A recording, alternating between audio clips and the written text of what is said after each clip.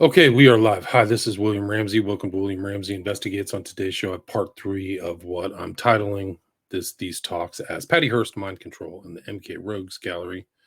Took 2 episodes to get to this part, but this is kind of the interesting part from Patricia Campbell Hearst's book, Every Secret Thing, which also became her memoirs, and just her contacts with so many different known government assets who are involved in behavior modification, mind control, etc. Primarily Lewis, Jolly, and West. So I'll be reading from this book. It's pages 407 to the end of this chapter. There's some intros with F. Lee Bailey. I've said it in the earlier. If you'd listened to the episodes 1 and 2, he was friends with William Joseph Bryan and went to Joseph Bryan's hypnosis class and had a certificate of completion and worked with William Joseph Bryan on some of these cases, Cipollino, Boston Strangler, and Brian writes about it in his books. So they have a very close, this is before everything happened with Patty Hearst. So he had to have known a little bit about this kind of deeper psychology. But she's very observant, and this is interesting. So Every Secret Thing, Patricia Campbell Hearst, page 407. I hated the idea of having to reveal myself to these unknown doctors who would probe my mind impersonally, stripping me of the last shreds of privacy. Cinque had done that to me in the SLA interrogations, and now I had to submit to basically the same thing at the hands of psychiatrists. My fear, no doubt, was based upon my family's disdain of psychiatry to resolve personal problems. My sisters and I had been brought up to believe that we were responsible for what we did and could not blame our transgressions on something being wrong inside our heads. I had joined the SLA because if I didn't, they would have killed me. And I remained with them because I truly believed that the FBI would kill me if they could, and if not, the SLA would.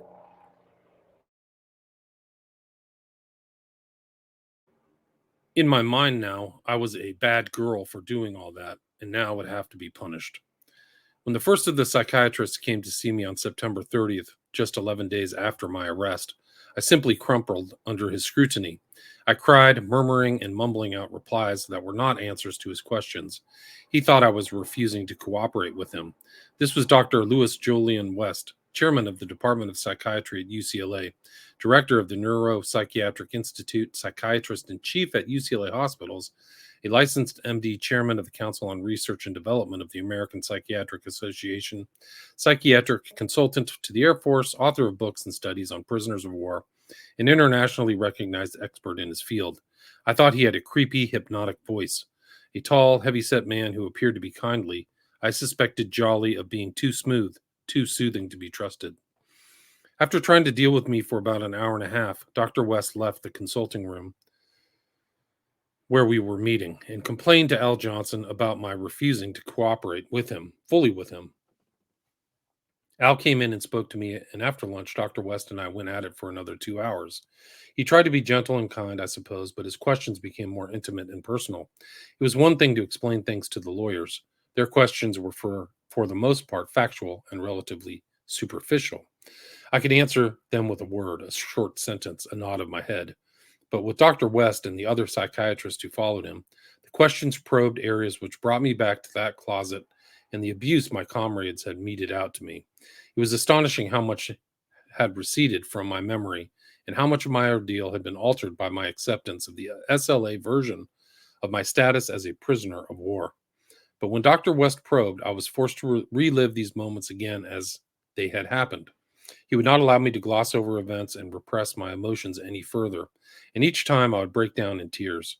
I wept in those sessions as much as I had wept in the SLA closet. It was the first time since the closet that I had wept like that, the first time since then that I allowed myself to truly feel. Dr. West, I thought, was inordinately interested in the sex that went on within the SLA, particularly in the lesbian relationships. He seemed to think free sex was an integral part of the cell, and I could sense that he simply did not believe me when I told him the comrades were more devoted to combat drills and training for the revolution than to sex. But then even eminent psychiatrists have been conditioned to certain stereotypes which they take for granted. Despite all this and despite my own depression, Dr. West did get through to me in time, and I tried to tell him of Sinkei's interrogations, the threats, the metallic clicking of the rifles when I thought they were going to kill me, the sex forced upon me in the closet, the offer to join them or to die, the bank robbery, the criticism, self criticism meetings, the weapons, the combat drills, the political indoctrination, my fears, my desire not to anger them, and my subsequent inability to escape or even to telephone anyone for help. All of this, or most of it, was extracted from me by the doctor very slowly and painfully. I was amazed at how much I had repressed those early days of torture and torment. The mind, it seems, obliterates the memory of pain, but I also suffered losses of memory of some periods of time before my kidnapping. I could not recall, for instance, a single course I had been taking at Berkeley at the time I was kidnapped, or where my sisters had gone to school, or where I had spent my last Christmas before the kidnapping. Dr. West, as he would later tell the court, spent some 30 hours drawing out for me the information he needed for his psychiatric report. Dr. West also ordered a complete physical checkup for me at Stanford University Hospital. I was physically as well as mentally in pretty sad shape. For the trip outside the jail, I had to submit to a pat down by a young novice U.S. Marshal named Janie Jimenez. She told me right off that there were certain prescribed routines that had to be followed, such as the pat down, and that she had her job to do. I could make things easy or difficult depending on my cooperation, but I had to be moved at all times under maximum security. So I was waist chained and handcuffed and transported as a dangerous criminal to Stanford Hospital. In a small examining room, I was kept anxiously waiting for well over an hour for the examining doctors. I was refused permission to go to the bathroom and handed a bedpan. Janie, not allowed to leave me alone in the room, was obliged to use the same bedpan. It was the start of a rather special friendship between prisoner and guard. When the examinations did begin, the doctors poked and probed and x-rayed with no concern for my personal feelings or any explanation of what they were doing. The gynecological examination was positively brutal, and by the end of it, I was in hysterics, sobbing as I writhed in pain. When they led me to another room and attempted to sedate me in order to shove some more electrodes up my nose for an electroencephalogram, fear overwhelmed me. I did not know what they were trying to do. I feared electric shock treatment. I feared everything and everyone. I was helpless.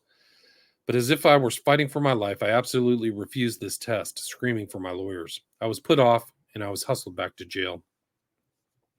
Dr. West also called for a complete battery of psychological testing for me and brought in Dr. Margaret Singer, a renowned and respected clinical psychologist from UC Berkeley. And she spent, according to her own calculations, some 20 hours with me talking and testing.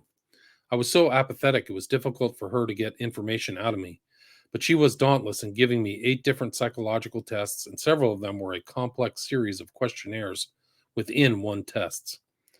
And then the subnote says the tests were the Wechsler Adult Intelligence Scale for my IQ, the Rhodes Sentence Completion Test, the Draw a Person Test, the Gao Adjective Checklist, the Murray Thematic Apperception Test, the Sargent Insight Test. Sargent will pop up here too. He shows up. The Sargent Insight Test, the Rorschach Procedure, and the lengthy Minnesota Multiphasic Personality Inventory administered twice. My ability to concentrate was so impaired that some of the tests had to be administered by flashcards. I was quizzed and questioned by 2 other court-appointed psychiatrists, Dr. Donald T. Lund and Dr. Seymour Pollack. And out of all of this came the consensus that I was not insane or psychotic, that I was mentally capable in the legal sense of knowing right and wrong, of standing trial, but that I was indeed emotionally and mentally impaired to a significant degree. So Lund is Stanford. He pops up in some of the Santa Cruz killings, and was the doctor for a couple of those serial killers, whose names I can't remember right now. Dr. Singer's testing showed that my cumulative IQ score had fallen from a 130 at Santa Catalina School to 109, with the worst of the tests showing an IQ of 90. A variance of plus or minus 10 points on an IQ test is an acceptable result. However, a 20 to 40 point variance indicates that serious change has taken place. The other tests revealed me as a sad, hopeless, withdrawn, emotionally distressed, and expressing a silent cry for help.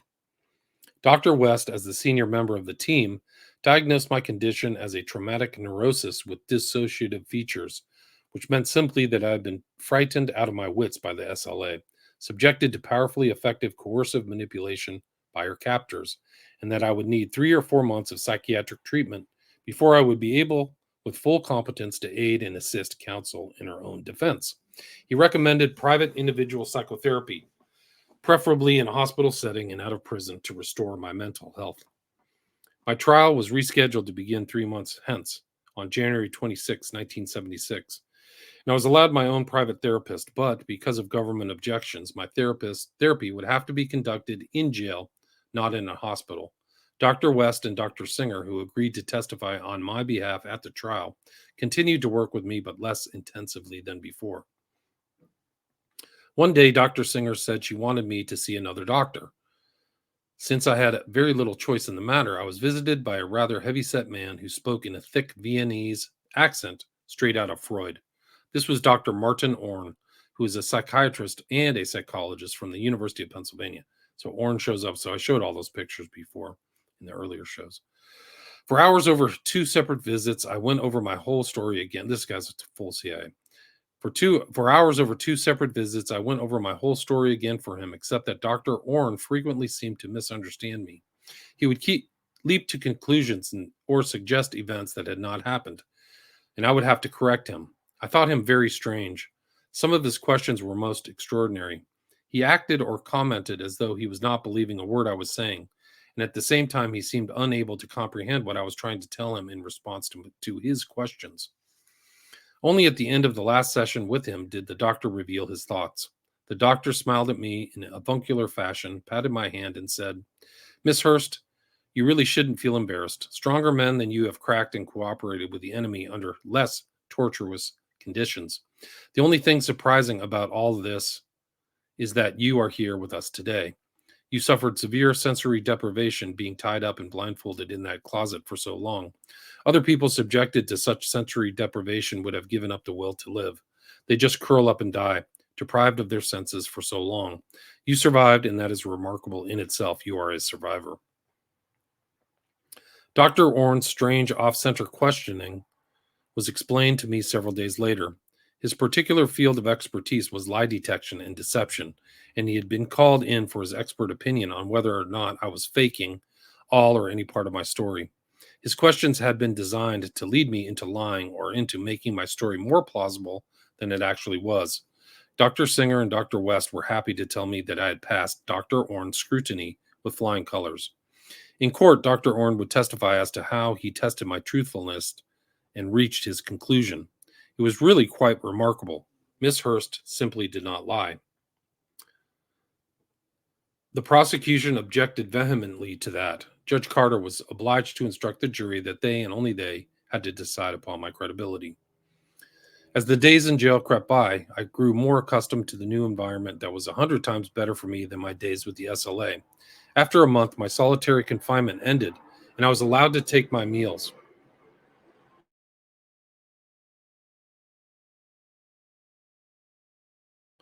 Take my meals in the dining room with the other women inmates. I grew accustomed to the screams from the drunk tank and the steady banging on the door of the padded cell opposite my cell. Saturday nights were wild with screaming, intoxicated women, some dressed in evening gowns, thrown into the drunk tank. Nights of the full moon were the wildest. Unfailingly, the crazies came out in force, and 2 drunk tanks were filled to overflowing. I took up crocheting, puttered around the little cell, living in limbo, waiting. But the deputies and jail guards did not come to beat or torture me in the dead of night. As time went on, they became more and more friendly. Nevertheless, there was no mistaking my condition. I was a prisoner again, helpless, undergoing repeated interrogations. I saw my family only during regular visiting hours, a half an hour on Thursday and on Saturday, and then only through the bulletproof glass partition which separated us. We couldn't touch each other, and we could hardly communicate beyond superficialities, for we now knew the authorities were tape recording everything we said over the telephone on either side of the glass partition. My mother anxiously wanted to know what she could do for me, what she could bring me, but she was not allowed to bring anything. My father tried to cheer me up with his wry jokes and funny stories, but I found it difficult to laugh. From the very start, they both firmly reassured me. "Hell, we knew those weren't your words or your thinking," my father said. "If you really wanted to give it to us, you would have been much more sarcastic. Don't forget, we know you, Pat. We knew you were being forced to say those things. Only the dumb public believe that garbage. People seemed to always forget that you'd been kidnapped. We were always happy to get those tapes and hear your voice. That's the only way we knew you were still alive. Believe me, we were relieved every time a new tape showed up. The love and special knowledge we had of each other was still there. I felt that, but we were separated and kept apart by a wall of glass. And worse, despite their reassurances that they had not believed a word of the tapes, I was still not convinced that I had not hurt them terribly, and that there was not some awful weakness in my character causing me to break under the strain of the SLA's people's prison. My best moments in that jail, perhaps the only times I enjoyed a sense of normalcy in those surroundings, came with the regular pastoral visits of Ted Dumke. Ted was an old friend, albeit a casual one, from my pre-kidnap days at Berkeley, where he had been studying at a theological seminary. Now, as an Episcopal priest, he could make unlimited visits to me under prison regulations, which he did almost every day. He did no preaching, advising, or questioning of my motives, and yet he was my greatest comfort at the time. We would sit for an hour or so in the attorney's conference room, making small talk, playing cards, and just being with one another as friends. Dr. West assured me that with some psychotherapeutic help, I would make a complete recovery, finding my way back to the life I had known before. I had suffered a trauma, starting with my kidnapping, he told me, but I was not in any way chronically ill. To speed my recovery along, I agreed to see a therapist recommended by him and by Dr. Singer. Through their efforts, Dr. Elizabeth Richards, a psychiatrist in private practice in Palo Alto, came to see me for an hour, 2 times a week on a regular basis. Through her, I came to understand my feelings of guilt and inadequacy over having been brainwashed and manipulated by the SLA, and we worked hard together on some of my newly developed phobias, such as my fear and inability to use the telephone for anything other than legal calls. Not being psychologically oriented, I resisted for quite a while the explanations of brainwashing made by Dr. West and others. But in time, I came to understand brainwashing as an inexact, popular term for what psychologists have long known as coercive persuasion. In other words, anyone could be coerced to say or do anything by torture, beating, abuse, and threats of death. In modern times, however, the communists discovered that you did not have to put a man on a rack, twist his thumbs, and lash him to make him confess. The more sophisticated method was to weaken your prisoner gradually by depriving him of proper food, sleep, exercise, then browbeating him through continual, unrelenting questioning until he agreed to what you wanted him to say or do and had, in fact, come to believe it himself. In the 1930s, the Western world was astonished when several of the top dissident leaders in the Soviet Union stood up in open court without a mark of physical abuse on them and confessed, apparently voluntarily, to crimes against the state and, in effect, condemned themselves to execution or exile in Siberia.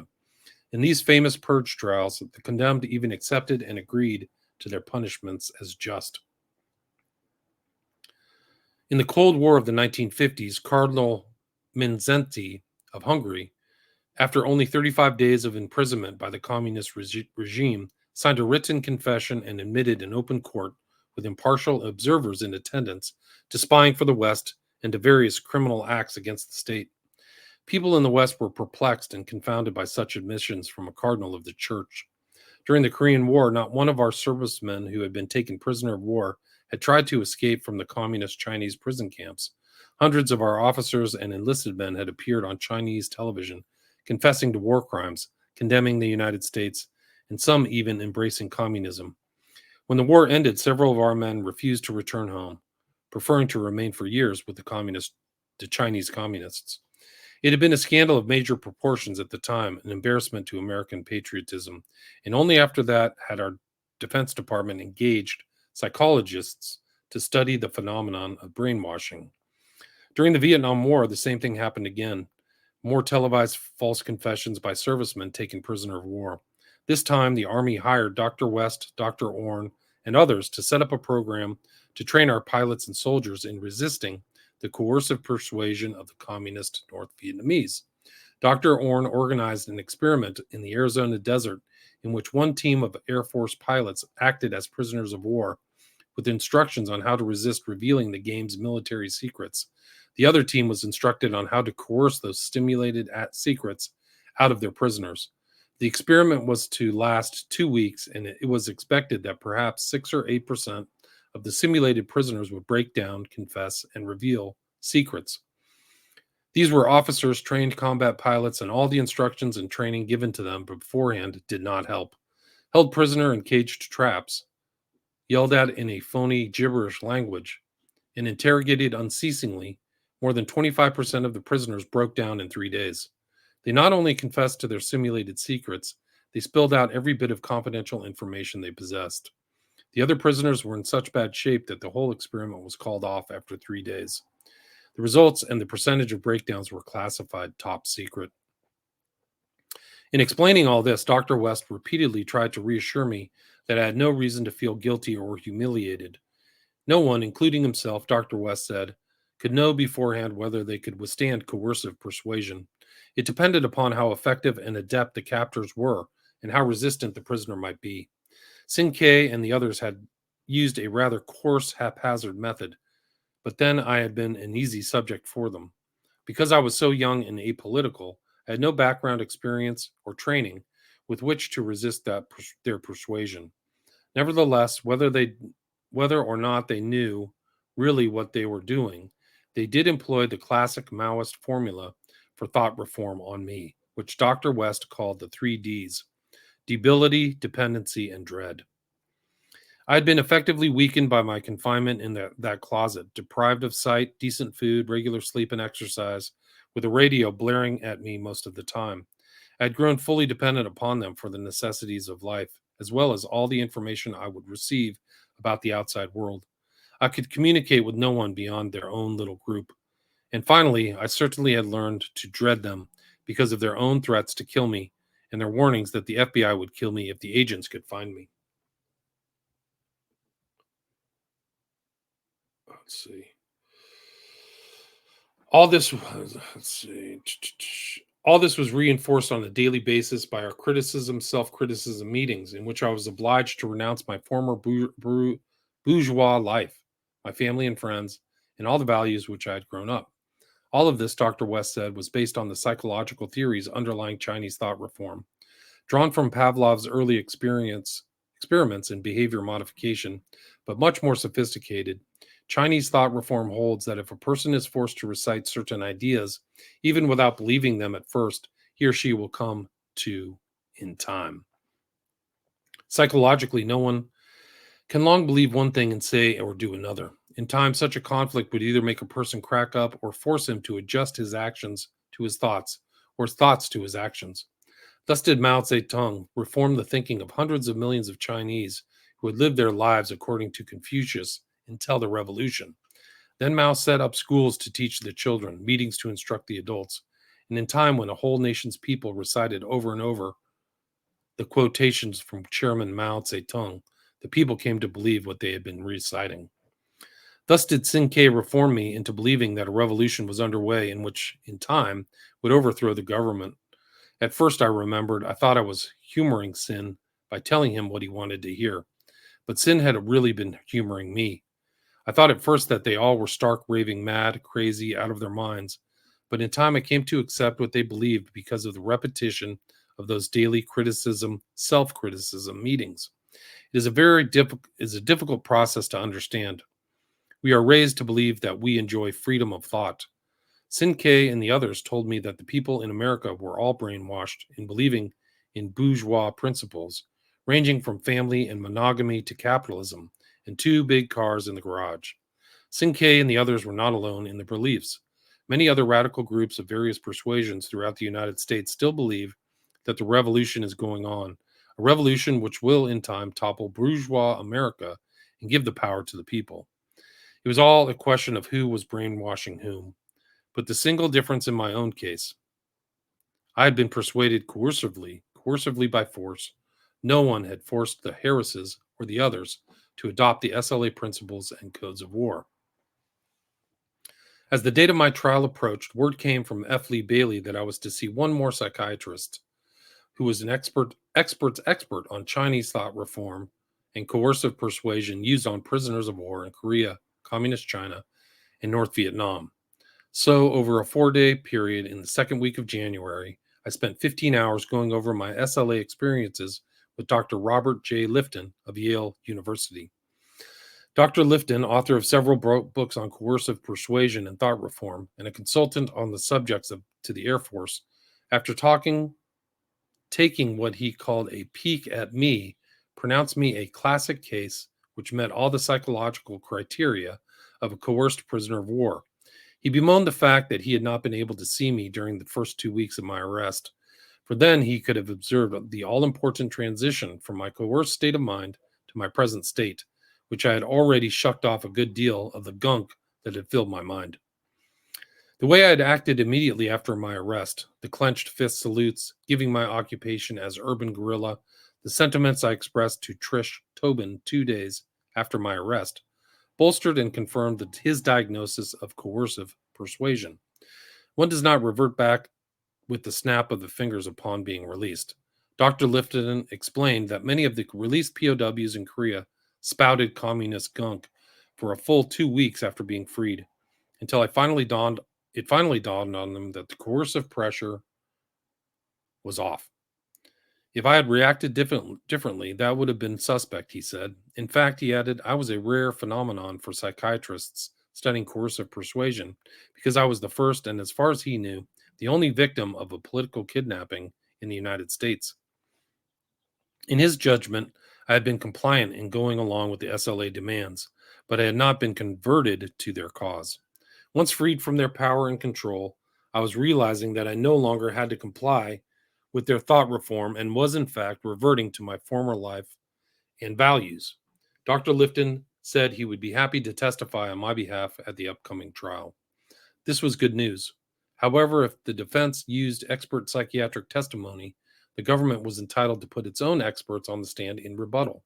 That meant that I would have to see 2 more doctors for the government side. Unbelievable. The first was Dr. Harry Kozol, Kozol, an elderly, stout man with a high, squeaky voice and a strange accent. He was the director of the Bridgewater, Massachusetts Center for Criminally Dangerous Sex Offenders. I had 5 sessions with this man. At first, his questions were merely strange and sexually oriented. Was Sinke black? Black or light black? What was the color of his eyes, the texture of his hair? How did he caress you? Tell me about the seduction. Did you kiss him? Was he circumcised? What did your friends do? Tell me about your lover, William Wolfe.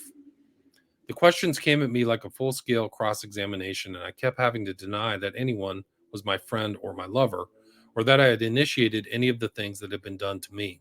Then he began to ask me about the Harrises and what part they played in various crimes.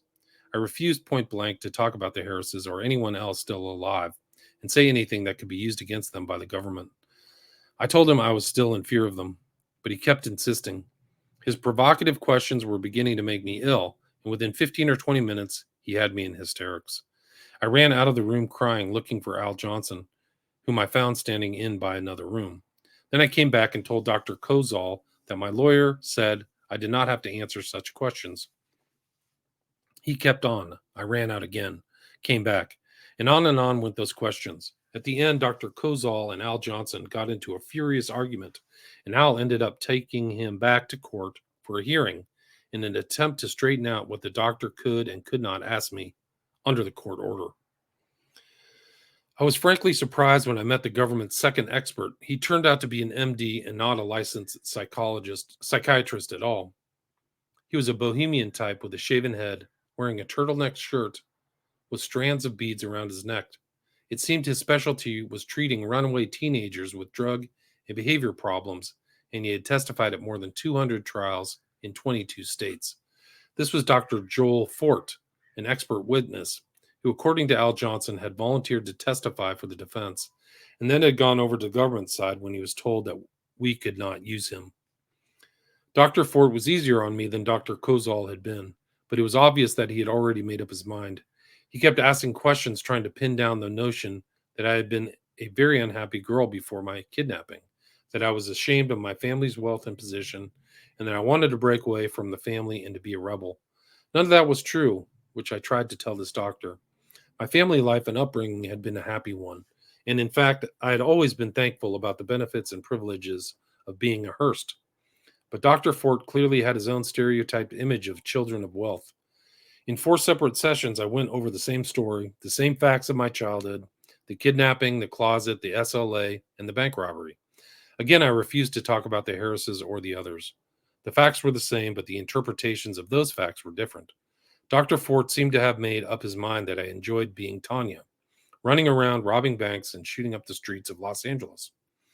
He thought I adored being queen of the SLA, his phrase, and I could not persuade him that he had it all wrong. Nor did I try very hard. I wanted to get it over with once and for all and never talk of it again. When F. Lee Bailey returned to the jail shortly before the trial was to begin, I pleaded with him to keep me off the witness stand. I did not think I could bear to go over all of this one more time. I felt shattered by the ceaseless questioning. He again promised to keep me off the stand. My defense would be two-pronged, Bailey told me. First of all, I had gone into the Hibernia Bank under clear duress. That part should be easy. But the government, in order to convict me, would have to show intent, that I had joined in the robbery voluntarily because I had joined the SLA voluntarily. To prove that, the government would, what is that? 419. Let's see, where is this? I think I missed a page here. There's supposed to be a page. Where is this? Anyway, it goes on. It's just interesting how much like she had been subjected to so many different questions by so many. Some of these guys are really something else. If you research Lund or Orn or Kozol, uh, it's pretty mind blowing how connected these guys were. So it's really incredible. Let me see if I can find this other document. Let's go forward. The testimony of West, Orn, and Lifton. They testified in the court. I mean, they went over everything. But this is from George Lund right here. Basically is writing about, he worked for Alameda County. He was friends with Bernard Diamond, professor of psychiatry and law. Bernard Diamond pops up in some of these other things. He's friends with Herman Wook. But he talks about also Sargent showing up, right? So Sargent is another kind of early, like almost like Esther Brooks, an early kind of behavioral scientist, but from England. So I'll read this is from Lund's book. Was she brainwashed? The search for a new primary defense witness was extensive but unsatisfactory. Randy Hearst even paid to bring a British psychiatrist over from London to examine his daughter. Dr. William Sargent was said to be England's expert on brainwashing, and a distinguished-looking 68-year-old psychiatrist with an English accent might add a touch of class to the existing defense team, which was gradually losing whatever luster it had.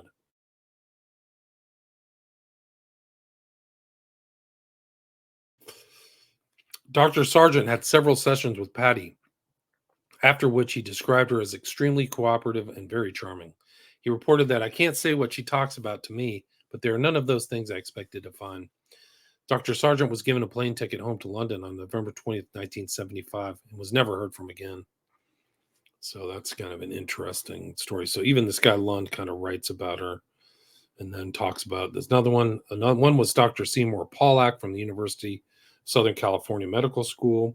He had tested, so this is an overlap. He had testified as an expert witness for the prosecution in the trial of Sirhan, the young man that he says shot and killed wrong. I felt he was a bit conservative, but was consistent and had a reputation for intellectual and professional integrity. He was one of the founders of the American Academy of Psychiatry and Law, and had taught, written, and practiced in the field of forensic psychiatry for many years. And then he talks about West. This is Lund, right? The third psychiatrist. Hold on just a sec. I actually can show something. One of the people that Lund was very closely associated with and wrote in a book, Murder and Madness, was Herbert Mullen. He was one of the serial killers. There were like a trio of serial killers in Santa Cruz, and he was handling Mullen, who shaved his head much like Manson, like a half dome, really crazy. The third psychiatrist to be appointed was Dr. Lewis Jolyon West from UCLA Medical School. He preferred to be called Jolly, and this is how he was referred to by his friends and colleagues. Jolly West was a charming, smooth-talking administrator who was good at fundraising. Fundraising was and remains a primary part of the job for university department heads, deans, and presidents. Jolly was the head of the UCLA Department of Psychiatry. Not long ago, he had tried to get me to leave Stanford and come to UCLA. He offered an extremely generous package, a professorship with no administrative duties, and a salary twice my Stanford salary. This was an incredible offer, especially for someone who was relatively junior. I was 38 years old at the time. I asked if he would send the complete offer in writing, and he did. But then Jolly had a reputation for audacious behavior. Among academic psychiatrists, the story was well known about Jolly's infamous research with the drug LSD when he was a young professor at the University of Oklahoma. For reasons best known to Jolly West, he decided an elephant would be an ideal research subject for studying the effects of LSD. Jolly talked to the St. Louis Zoo into loaning him an elephant, which was a favorite of zoo visitors. Dr. West killed the elephant with a shot of LSD. He had miscalculated the safe dose of LSD for elephants, assuming there is one. It may seem hard to believe now, but there was a lot of government-sponsored research about LSD in the 50s and 60s. Much of it was secretly funded by the CIA as part of a top-secret project with the code name MKUltra. This was part of the Cold War paranoia that had many people, especially politicians and military leaders, convinced that communists had a truth serum, which would make anyone spill their secrets. There was a fear of such a drug being used on the captured spies from our side. On the other hand, there was the hope that we could use it on their spies whom we captured. Despite various depictions in films and novels over the past 45 years, there is no truth serum drug. Enough years had passed for Jolly to live down the elephant episode, but he certainly had not devoted any of his professional time to the interaction between psychiatry and law, e.g., forensic psychiatry. Patty's parents had indirectly recommended him to Judge Carter, I learned. I also learned that during the missing year since Patty's kidnapping, Jolly had written a letter to Patty's parents. In fact, at the trial, Jolly had to admit on cross-examination that in the letter, I expressed some sympathy and told them they should not despair about their daughter's condition, because if she was ever returned to them alive, it might turn out that she would be in a condition to be helped and possibly defended, with the aid of Jolly West and a generous cash donation, apparently. One of the assistant U.S. attorneys prosecuting the case was concerned about bias on the part of a court-appointed, neutral, and impartial expert witness, and specifically raised his concern with Dr. West at a meeting in Jim Browning's office. Browning was the chief U.S. attorney for the Northern District at the time. He is now a judge. Dr. West stated unequivocally that there was no need for concern since there was no way he would testify on Patty's behalf at trial. He later testified at length on behalf, right? So he says he's not going to do it. He later testified at length on her behalf, of course, but claimed that prior to the trial, I thought I was prohibited from testifying. The answer may have been disingenuous, but also probably reflected his lack of knowledge and experience in forensic psychiatry. I became suspicious of a hidden agenda. This is Lund writing, right?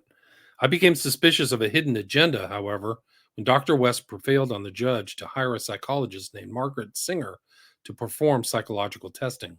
The only connection between Dr. West and psychologist Singer was that both had done some research in the late 50s and early 60s for the military, Jolly for the Air Force and Margaret for the Army. Yeah, so that's it. So then this is Kozol. Kozol was involved in Albert DeSalvo. So it overlaps with Kozol to Hearst to Bailey, right? And I did that show on the what was it called? The Boston Stranglers, right? So Albert DeSalvo could not have been the guy. And then this is an article of Jolly and West that he wrote to get Patty Hearst released. I can probably read the whole thing. Maybe it's probably not the right time.